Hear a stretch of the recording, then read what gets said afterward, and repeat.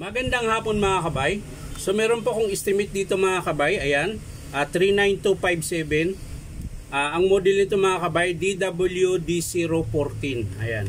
Ito po yung 10mm na wala po siyang hammer. Pero meron siyang reverse, may reverse forward, tsaka may variable.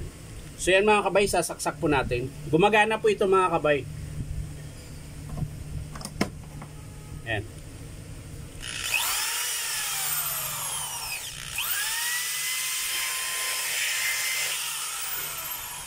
So maganda pa po yung andar niya kasi po ang sira lang niya talaga mga kabay is chuck lang po. Ito lang po ang sira niya, yan. Tingnan niyo po. So madali lang to mga kabay, papalitan kaagad natin to ng chuck kasi pag estimate ko na chuck lang, pinapalitan ko na agad para hindi doble trabaho. So tara mga kabay, samahan niyo po. So yan mga kabay, binuksan ko na rin para matingnan natin yung carbon kung okay pa. So yan mga kabay, tingnan natin yung carbon. So ayan, ang haba pa po ng carbon nya, lagpas pa po sa kalahati. So okay pa po yan, hindi natin palitan. Kabila mga kabay. So ganun din sa kabila mga kabay, ayan, mahaba din po. So balik lang natin. So ang papalitan lang talaga natin mga kabay ay yung kanyang chuck. Ayan. So sa pagkakabit nito mga kabay, ayan, iipit nyo po sa gato, ito, yung gear. Pero siguraduhin nyo mga kabay na hindi po ma-damage yung gear nya. Ayan. Ngayon kung wala naman kayong gato pang ipit, pwede rin po siya nakakabit. Sasara nyo po. Ayan. Tapos papaluin nyo po yung chuck. Ayan, gamit po yung susi. Kailangan nakaganyan po siya. Ayan. Tapos papaluin nyo po ng papunta rito pa ganyan. Yan. Pero kailangan naka-screw yan lahat mga kabay kasi baka mamaya masira din yung gear. Yan. Ganun lang po ang pagkalas niyan mga kabay. Papaluin nyo lang po pa ganun. So dito mga kabay, hindi ko na siya pinapalo para hindi na ako mahirapan kasi medyo matigas po yan. Ang ginagawa ko niyan mga kabay, nilalagyan ko na lang nito masking tape. Ayan. Paiikutan ko siya ng ganyan. Ayan. Tapos basahan. Ayan. Tapos bago ko siya iipit sa gato. Ayan. So ayan mga kabay, naipit ko na po siya. Ayan.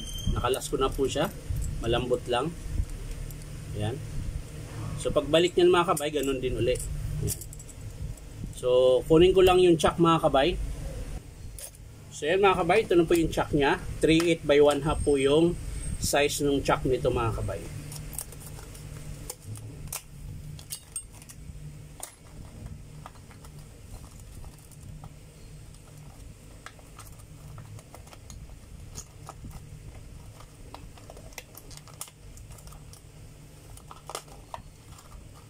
So yan mga kabay, yan po yung chuck nya, 3/8. Pero yung butas niya mga kabay, 1/2.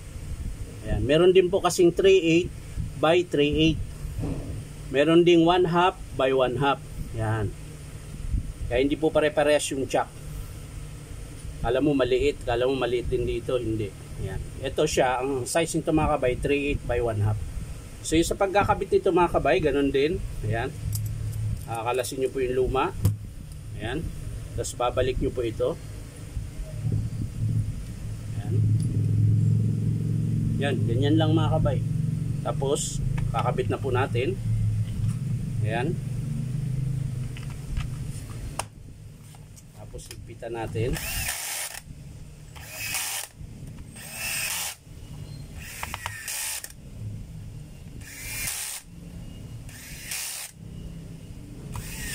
Ayan. So, okay na siya mga kabay. Ang paghigpit nito mga kabay, pag ganyan lang din po, papaluin nyo po papunta doon. Ayan. Isa, dalawa, tatlo. Yan. Okay na yun mga kabay. So yan mga kabay, titesting natin, paandarin natin.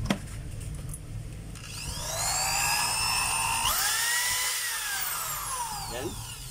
Gumagana na po yung chuck niya mga kabay. Yan. Forward. Ayan. Reverse. Ayan.